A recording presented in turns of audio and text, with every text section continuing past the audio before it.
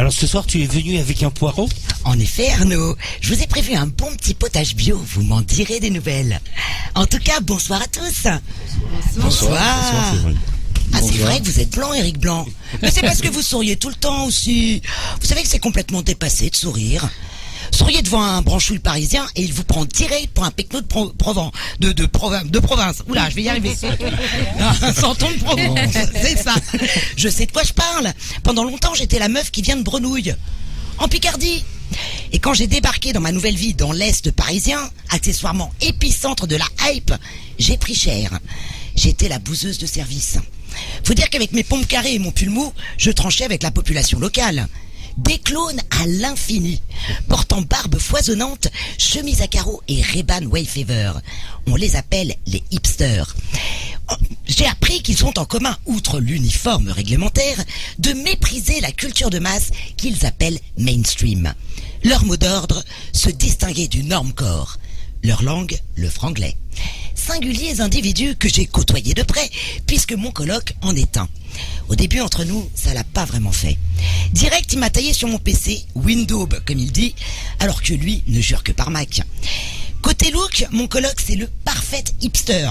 Barbe fournie, bien sûr, mais aussi pantacourt, révélant de charmants mollets de coq velus. Les chaussures, quant à elles, sont profilées dans l'espace et toujours portées sans chaussettes. Ah oui, il faut le savoir, la chaussette chez les hipsters, c'est persona non grata. Une question me taraude. Le hipster pue-t-il des pieds? Et sinon, t'écoutes quoi comme musique, me demandait-il sournoisement. Je préfère m'abstenir. Chroniqueur dans un webzine, son dada, c'est le truc inconnu au bataillon. Du groupe punk minimal berlinois au cinéma coréen indépendant. Que du pointu. Selon lui, dès lors que ça touche le grand public, ça devient naze. Je n'ose lui demander si pour lui, Mozart est donc le plus grand des ringards. Mon coloc est féru de vernissage, concert indé, festival underground.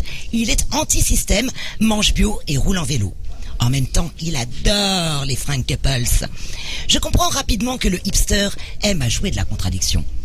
Quand il invite ses potes, ça me fait vaguement penser à un porno 70s, avec force moustache et coupe nazie. Certains poussent même le vice jusqu'au Bermuda à bretelles et cartable d'écolier. Une subtilité de style qui échappe alors complètement à la plouque que je suis. Mais en les écoutant, j'apprends plein de trucs. Il paraît que le hipster est partout, même à Beyrouth où les autorités le prennent régulièrement pour un islamiste. Pour lutter contre cette injustice, mon coloc et ses potes ont créé le comité de soutien Not in my barbe. Oui, le hipster est engagé. Oui, il milite pour des causes, contre la maltraitance des animaux et pour le vrai burger new-yorkais. À leur contact, j'enrichis toujours un peu plus mon vocabulaire. Un soir, mon coloc me propose un fooding. Un footing? À cette heure-ci? Fooding, banane. Food plus feeling. Fooding. Ah. En fait, il me proposait un resto. J'aggrave mon cas. Pareil quand il me dit que Jacques Chirac, avec son chic à la française et funky, est leur nouvelle icône.